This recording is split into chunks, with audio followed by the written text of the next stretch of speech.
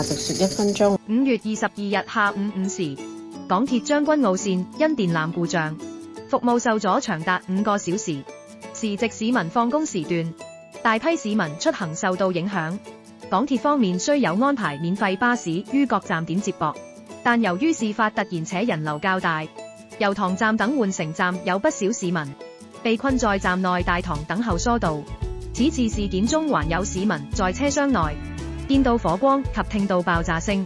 港鐵事後解釋事故原因是近鰂魚涌站隧道內電纜跳掣，影響電力供應，才會導致信號系統失靈，令數列車卡在隧道內。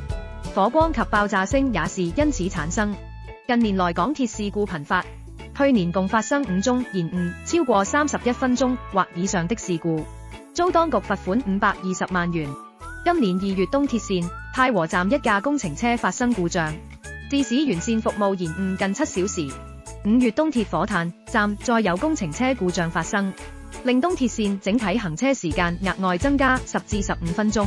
在這些不斷發生的事故背後，有關港鐵事故處理機制的探討一直未曾停止。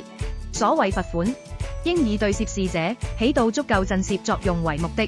若罰款未能令涉事者真正肉痛，則約束效果將會事倍功半。此外，籠統的以延誤時長作為罰款標準，亦存在值得商榷之處。政府後續應考慮效仿繁忙時段，增加額外罰款的辦法。當事故中有換乘站出現延遲服務，則向港鐵收取額外罰金。政府除了應督促港鐵盡快徹查此次事故，亦應重點關注事故中港鐵是否在設備維護、定期檢修等方面存在機制上的漏洞，以及後續有冇排查方案對相似設施進行故障排查，以確保類似事故不會再度發生。